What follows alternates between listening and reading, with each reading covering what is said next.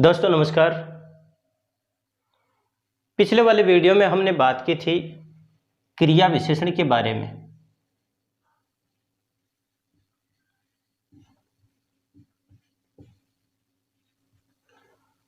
और क्रिया विशेषण में हमने जो बात की वो बात की थी, एक तो इसकी परिभाषा के बारे में,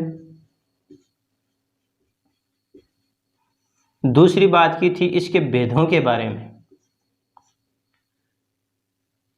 और भेद के साथ ही हमने एक बात और भी की थी, वो था प्रक्रिया विशेषण।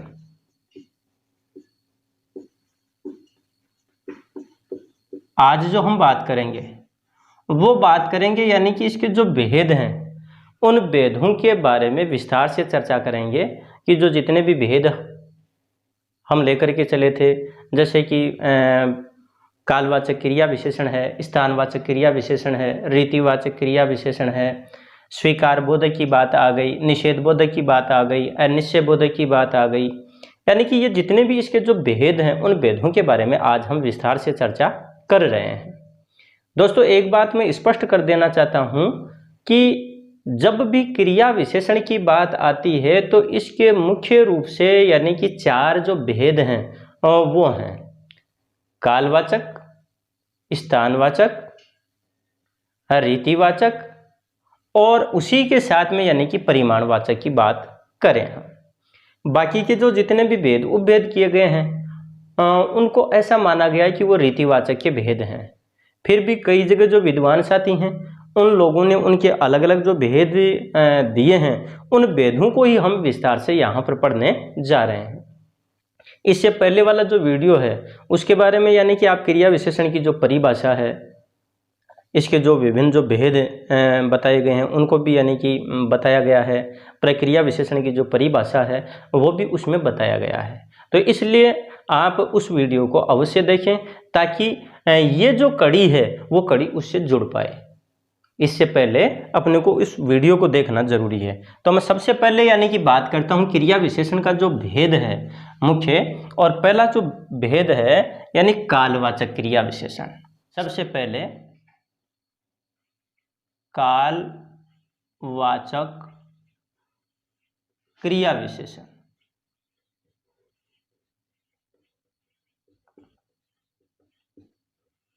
दोस्तों कालवाचक क्रिया विशेषण की जब बात आती है तो इसमें सबसे पहली बात तो यही आ गई। देखिए यहां से शुरू करें हम।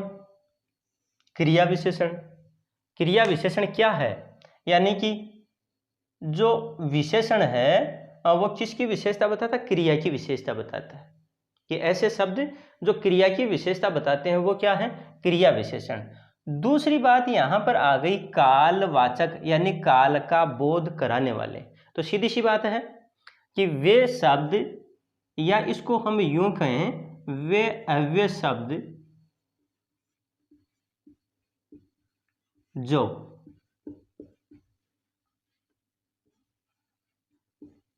क्रिया के समय या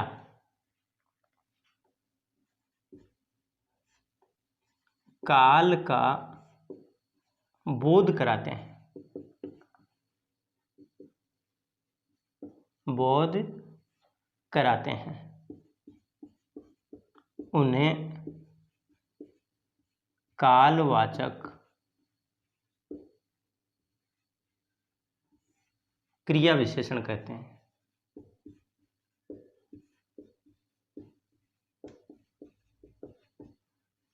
क्रिया विशेषण कहते हैं।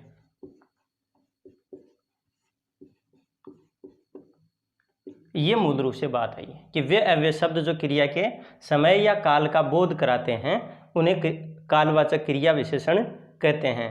कि जो भी क्रिया हो रही है वो किस समय हो रही है, इस बात का यहाँ पर यानी कि बोध होता है। अब जैसे यहाँ पर इसके उदाहरण के रूप में लें या फिर यूँ कहें कि इसके उदाहरण के साथ ऐसे शब्द कौन कौन से हैं जो कि कालवाचक क्रिया विशेषण के अंतर्गत आते हैं। तो इसमें देखिएगा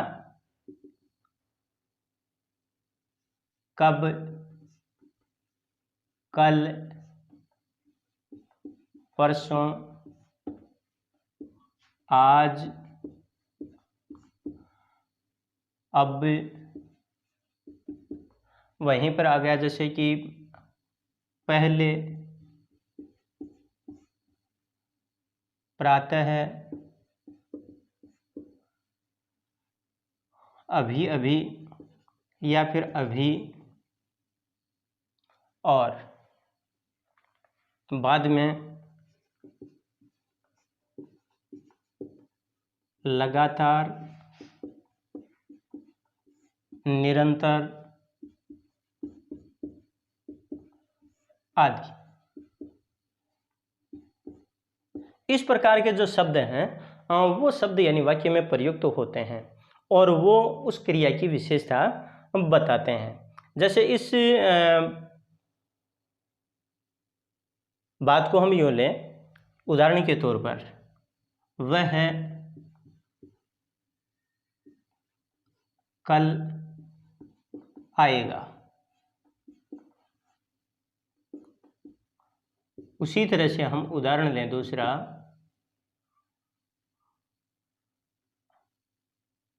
मोहन परसों गया। अब यहाँ पर जैसे कल, परसों, ये जो शब्द हैं ये क्या है? क्रिया विशेषण है। और क्रिया विशेषण में भी कौन से? कालवाचक क्रिया विशेषण। उसी क्रम में हम दूसरा जो भेद लेते हैं वो भेद है इसका स्थानवाचक, यानी कि स्थानवाचक क्रिया विशेषण।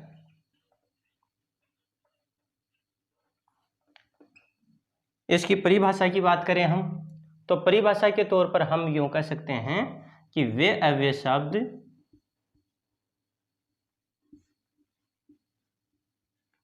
जो क्रिया के स्थान का बोध कराते हैं, बोध कराते हैं, उन्हें स्थानवाचक क्रिया विशेषण कहते हैं।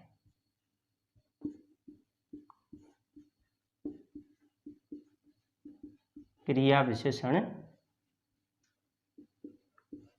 कहते हैं। अब इससे संबंध से स्थान की बात आ गई तो हम उदाहरण के लिए इसकी पहचान के हिसाब से अगर शब्द देखें तो देखिएगा, यहाँ, वहाँ, वहीं, कहीं, ऊपर, नीचे। उसी तरह से आगे हम ले सकते हैं पास, दूर, निकट, वहीं पर जैसे बाहर, भीतर, बाहर, भीतर, सामने,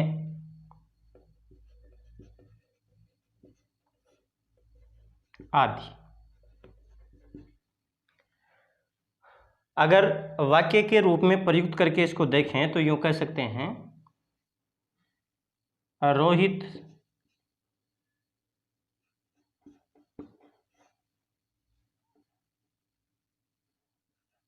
ऊपर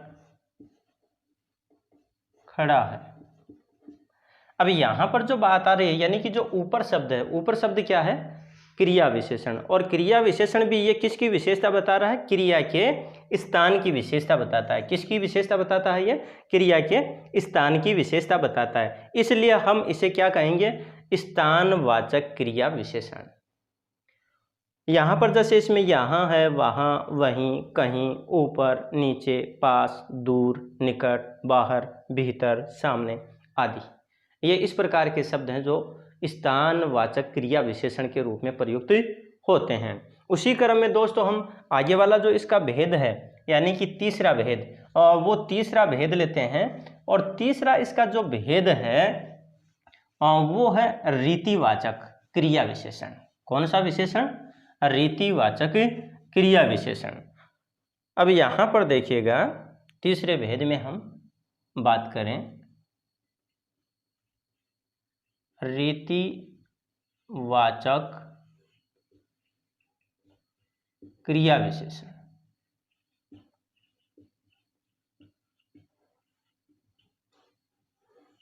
अब यहां पर जो बात आ रही है, यानी कि क्रिया की रीति की बात आ गई, क्रिया का जो ढंग है उसकी बात आ गई। तो इस बात को हम यूं कह दें कि वे अव्यय शब्द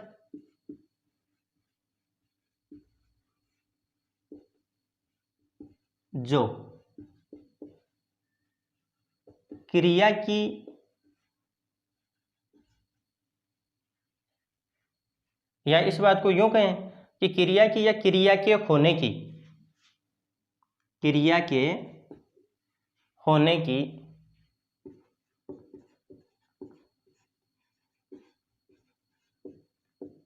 रीति या ढंग का बोध कराते हैं, बोध कराते हैं, उसे रीतिवाचक क्रिया विशेषण कहते हैं।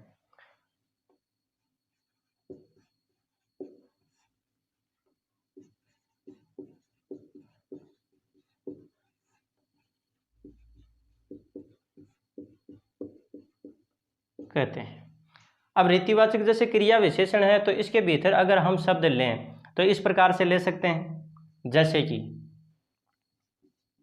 या फिर रीतिवाचक क्रिया विशेषण में आने वाले जो शब्द हैं या क्रिया विशेषण हैं उनको देखिए,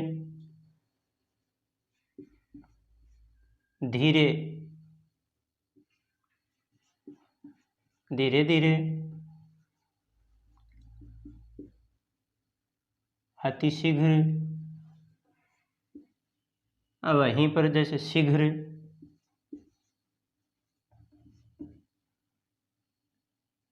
जल्दी, झटपट, झटपट, तेज,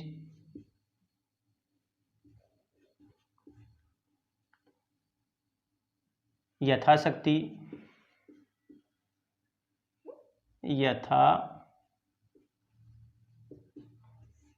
यथाशक्ति आदि जो शब्द हैं वो किस में आ गए? रीतिवाचक क्रिया विशेषण में। जैसे घोड़ा,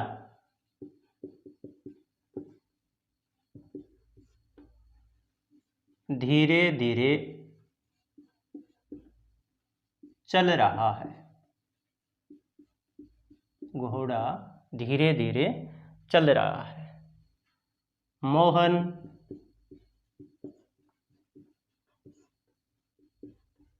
तेज दौड़ता है, तेज दौड़ता है। अब यहां पर जो जैसे कि ये धीरे धीरे शब्द और ये तेज शब्द, ये धीरे धीरे और तेज जो दोनों ही शब्द हैं, ये क्या है? रीतिवाचक क्रिया विशेषण। यानी कि ये क्रिया की जो रीति है, क्रिया का जो होने का जो ढंग है, उस ढंग का यहाँ पर ये बोध कराते हैं, इसलिए इनको क्या कहा गया? रीतिवाचक क्रिया विशेषण।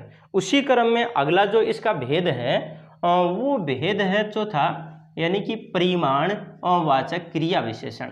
कौन सा विशेषण? परिमाणवाचक क्रिया विशेषण। और परिमाणवाचक जो क्रिया विशेषण है उसमें जैसे ये शब्द आया उसके आधार पर हम समझ ही रहे हैं,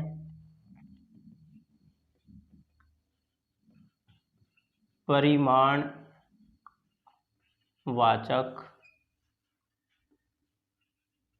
क्रिया विशेषण, यानी कि क्रिया के परिमाण का बोध। किसका बोध? क्रिया के परिमाण का बोध होता है इससे। इस बात को हम यूं कहें, परिभाषित करें तो इस तरह से कर सकते हैं कि वे शब्द जो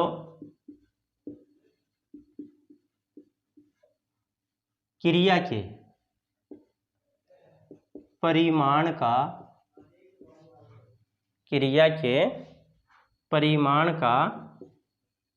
बोध कराते हैं, उसे परिमाणवाचक क्रिया विशेषण कहते हैं।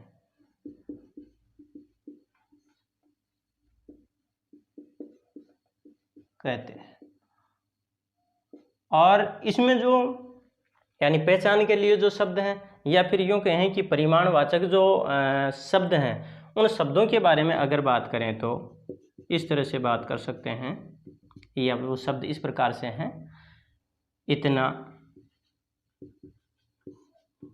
कम, थोड़ा। वहीं पर बात आ गई जैसे ज़्यादा, अधिक, बहुत। क्या आ गया? यानी कि बहुत, उतना आदि शब्द।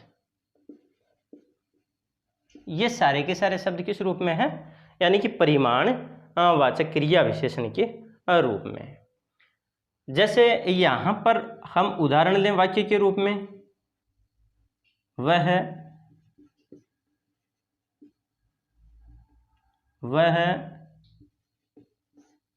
इतना ही चला, वह इतना ही चला। उसी तरह से वह कम खाता है, वह थोड़ा बोलता है या कम बोलता है, वह ज़्यादा खाता है। इस प्रकार के जो शब्द हैं वो किस रूप में आ जाते हैं? परिमाणवाचक क्रिया विशेषण के रूप में आ जाते हैं। दोस्तों, उसी क्रम में हम आगे वाला जो इसका भेद है, यानी कि ये मूल जो भेद वो तो कितने हैं? 4। मैंने ये बात पहले भी कही है, फिर मैं आप लोगों को याद दिला रहा हूँ। यानी कि 4 भेद में कौन कौन सा हो गया? कालवाचक, स्थानवाचक, रीतिवाचक, परिमाणवाचक। वहीं पर इनके और भी अपने को भेद, अलग अलग जो भेद हैं वो मिलेंगे। जो पहले वाले वीडियो में भी हमारी बात हुई, इसमें मैं इन पर यानी विस्तार से चर्चा कर रहा हूँ, जिसमें आ गया अगला स्वीकार बोधक। स्वीकार बोधक क्रिया विशेषण। और स्वीकार बोधक जो क्रिया विशेषण है उसमें क्या है कि क्रिया के स्वीकार की बात आती है। वे अव्यय शब्द जो क्रिया के स्वीकार का बोध कराते हैं, क्रिया के स्वीकार का बोध कराते हैं। अब क्रिया के स्वीकार का बोध कराते हैं का मतलब यहाँ पर यह है कि जिसमें यानी कि क्रिया है वो एक तरह से हाँ के रूप में ही होती है, सकारात्मक रूप में ही होती है। अब जैसे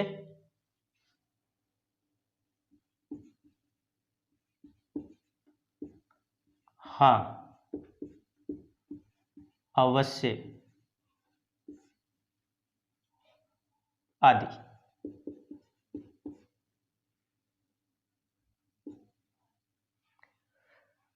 अगर उदाहरण के रूप में लें तो वह अवश्य आएगा, वह अवश्य आएगा। अब यहाँ पर जो अवश्य जो शब्द है वो किस रूप में आ गया? स्वीकार के रूप में। हाँ, वह आएगा, या फिर वह हाँ आएगा। इस प्रकार से यानी कि हाँ, और जो अवश्य शब्द है वो किस रूप में है, स्वीकार बोधक के रूप में। अगला जो इसका भेद है वो भेद है निषेध बोधक। निषेध बोधक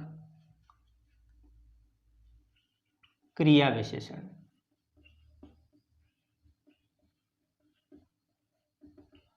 और निषेध बोधक जो क्रिया विशेषण है इसमें सीधी सी बात यहाँ पर यह कि निषेध यानी किसी भी कार्य का क्या है, निषेध किया जाता है। वे अव्यय शब्द, परिभाषा के तौर पर देखें हम, वे अव्यय शब्द जो क्रिया के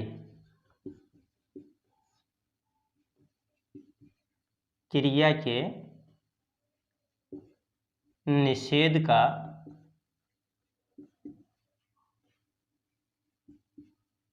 बोध कराते हैं, बोध कराते हैं, उन्हें निषेध बोधक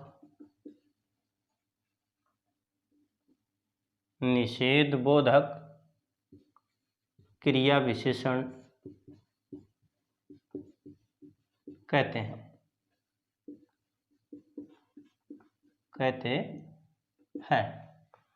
जैसे उदाहरण के तौर पर तो ना, नहीं, न, मत आदि शब्द हैं। वाक्य के रूप में अगर इनको प्रयुक्त करके देखें तो वह नहीं आता, उसी तरह से आप वहां मत जाना। अब इसमें जैसे देखिए नहीं और मत, ये शब्द क्या हैं, क्रिया विशेषण हैं। क्रिया विशेषण तो हैं, लेकिन क्रिया विशेषण के भेद के रूप में अगर हम देखें तो कौन सा भेद है, निषेध बोधक क्रिया विशेषण। और उसी क्रम में हम आगे वाला जो यानी कि इसका जो भेद है वो भेद ले रहे हैं, और वो भेद इसका आ जाएगा यानी कि अनिश्चय बोधक। कौन सा भेद, अनिश्चय बोधक भेद। अगला जो इसका भेद है वो भेद है कारण बोधक, यानी कि कारण सूचक कह दें या कारण बोधक कह दें। तो कारण सूचक क्रिया विशेषण, क्रिया विशेषण। इसमें दोस्तों सीधी सी बात है, यानी कि जो क्रिया है, क्रिया के कारण का बोध करवाता है। इस बात को यूं कह दें, वे शब्द, और वे शब्द भी कौन से, अव्यय शब्द। कौन से, अव्यय शब्द, जो क्रिया के कारण का बोध कराते हैं, बोध कराते हैं, उसे कारण सूचक या कारण बोधक अव्यय, या फिर यूं कहें कि क्रिया विशेषण, क्रिया विशेषण कहते हैं।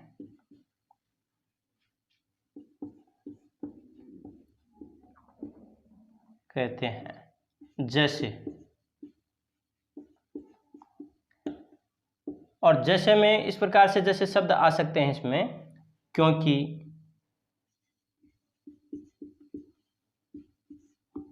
इस तरह है,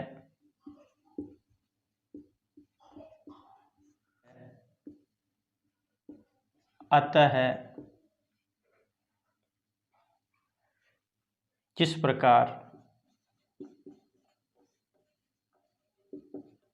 आदि, ये मूल रूप से इसमें आते हैं। वाक्य के रूप में अगर हम इसका प्रयोग करें तो जैसे मोहन आ गया क्योंकि सोहन भी आ गया, इस तरह से यानी कि इसका हम प्रयोग कर सकते हैं। ये सारे के सारे जो शब्द हैं यहाँ पर वो किस रूप में है, कारण सूचक क्रिया विशेषण के रूप में है। तो दोस्तों ये तो बात यानी इसके भेदों की बात, और जो शेष जो इसके भेद हैं उन भेदों के बारे में हम अगले वीडियो में चर्चा करेंगे। तब तक के लिए नमस्कार, धन्यवाद।